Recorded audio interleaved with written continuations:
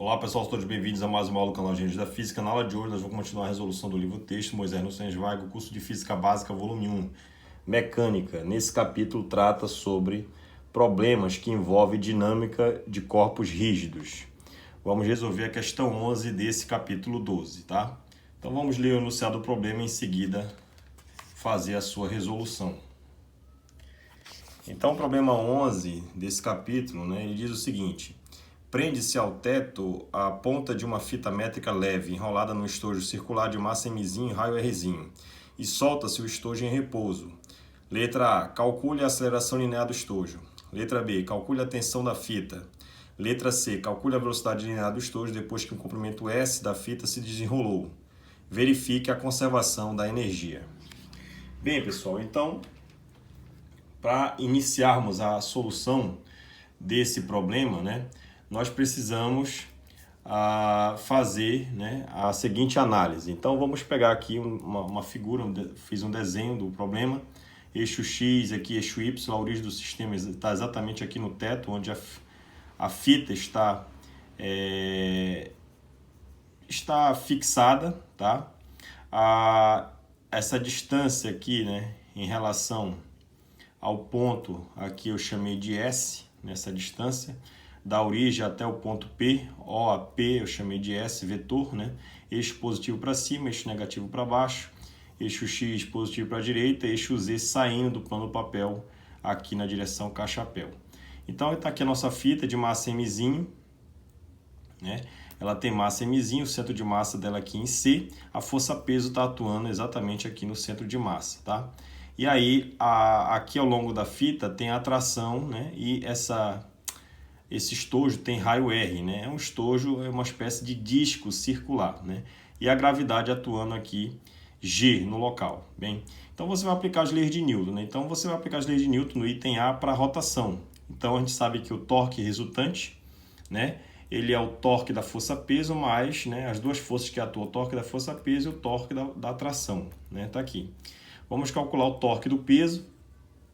O torque do peso, o que vai ser, Você vai ter aqui a força-peso, então vai ser,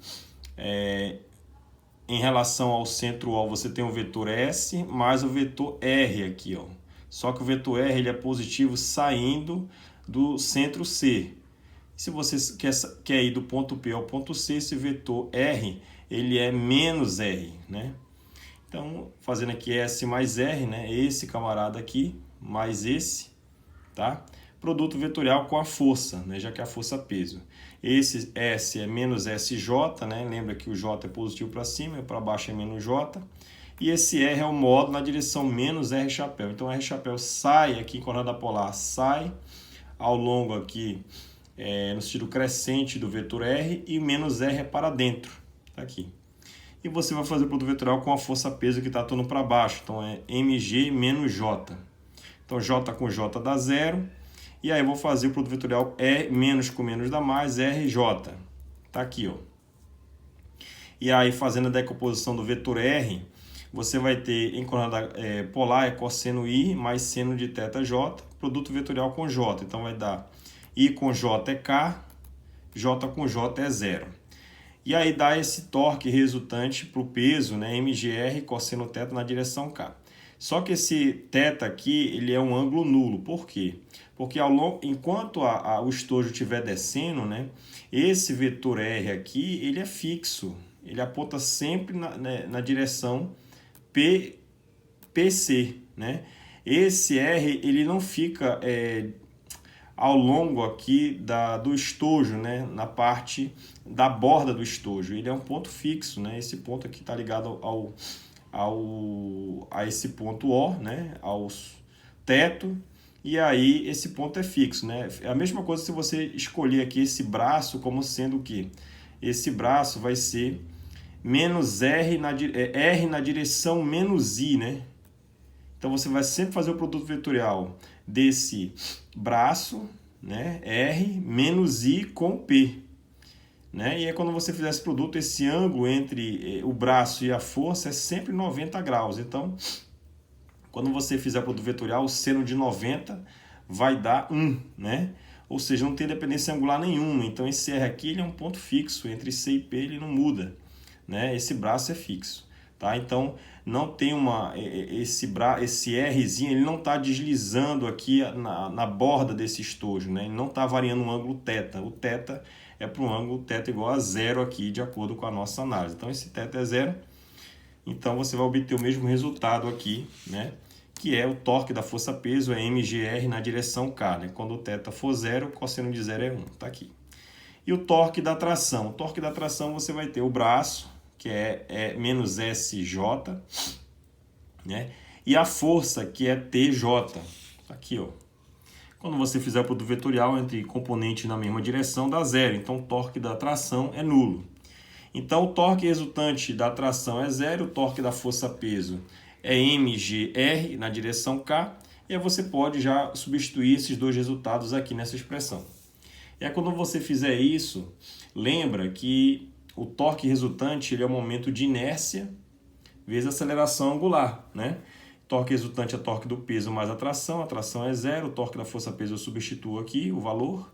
E esse momento de inércia, né, vai ser, eu vou repetir, alfa é alfa-k, né? Porque como a rotação se dá no sentido anti-horário, se você fizer a regra da mão direita, os 4 dedos na direção da rotação, o polegar vai estar saindo do plano do papel, ou seja, vai estar na direção K-chapéu, ou a aceleração angular, né? Juntamente com a velocidade angular também, né? Tudo na direção K do eixo Z, perfeito? E aí você pode, né? Aqui você pode fatorar os versores K, então você fica puramente com você saiu da equação de Newton, que era vetorial, para uma equação, né, de Newton puramente escalar. E aí você fica com o alfa, né, vai ser mgr, o i está multiplicando, passa para o outro lado dividindo. E aí olha só que interessante, quem é esse momento de inércia? Esse momento de inércia, veja que o meu ponto escolhido aqui da análise, ele não está passando exatamente sobre o centro de massa, a minha referência não está sobre o centro de massa.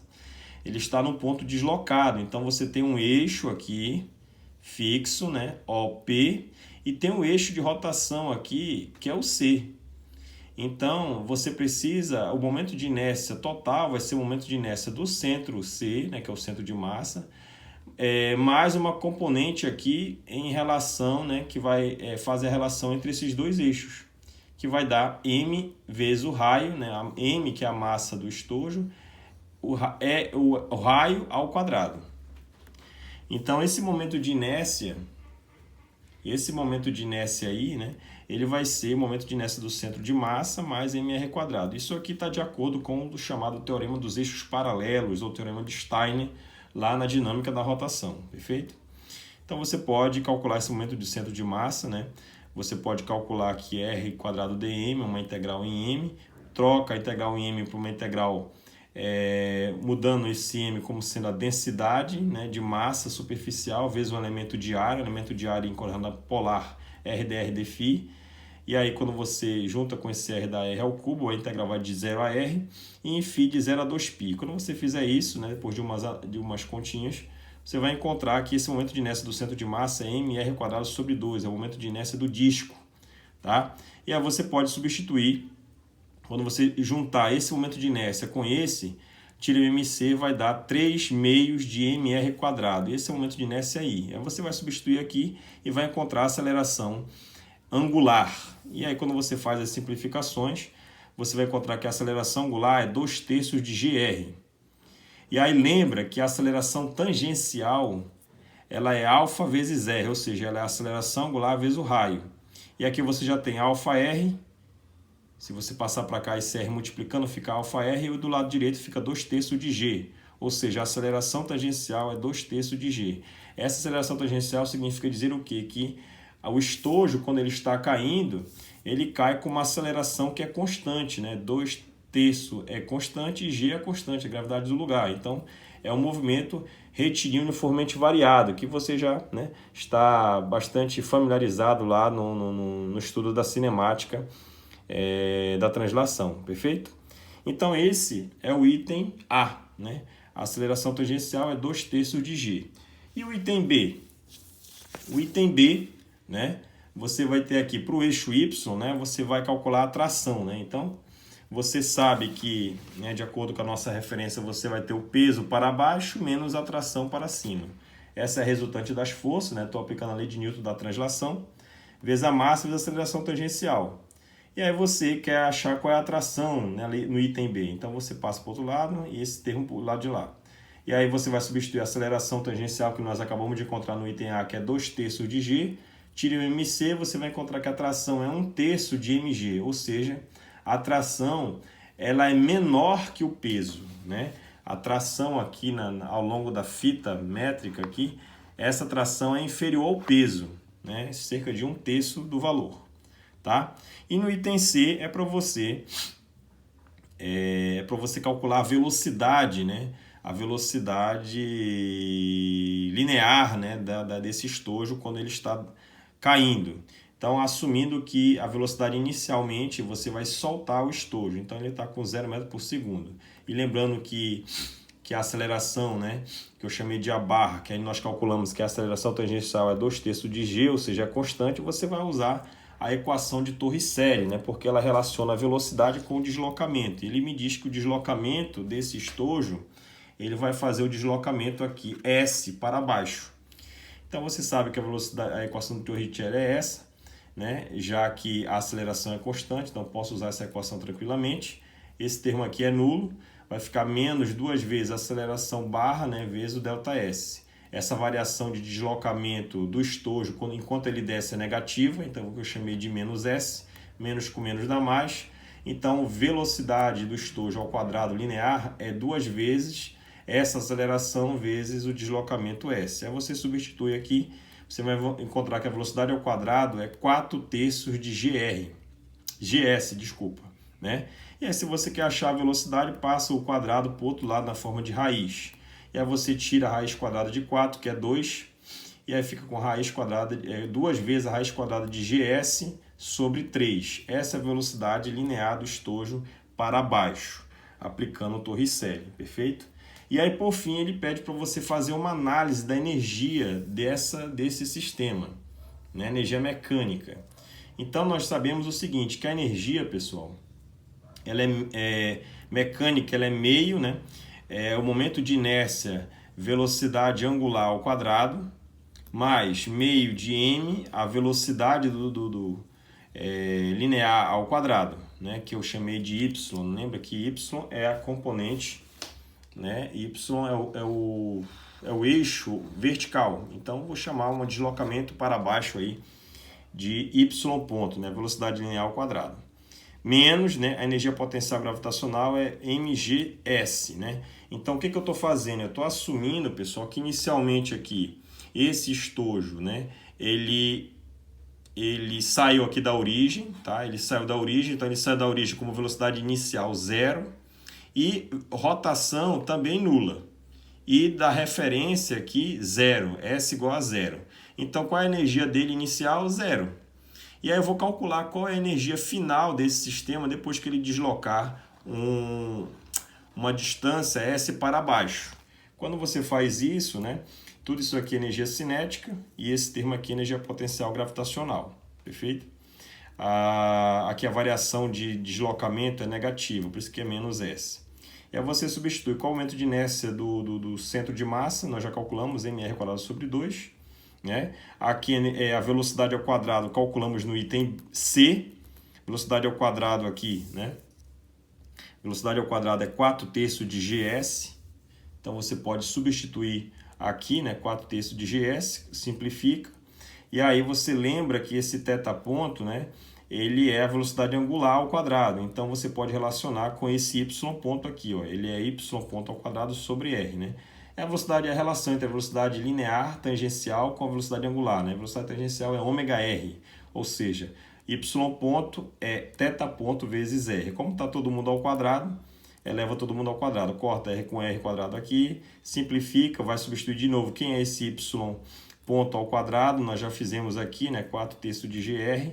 E é quando você faz a análise, né, completa, né, tira o MC, faz as simplificações e somas e subtrações nessa equação, você vai encontrar a equação da energia desse jeito. Aí você tem aqui 2 mais 1, 3, né? 3 sobre 3 dá 1, então dá 1 mgs menos mgs, a energia somada toda final é nula. Ou seja, a energia inicial era zero e a final também é zero, então a energia foi conservada. A variação de energia é zero. Perfeito? Espero que todos tenham gostado. Até mais e bons estudos!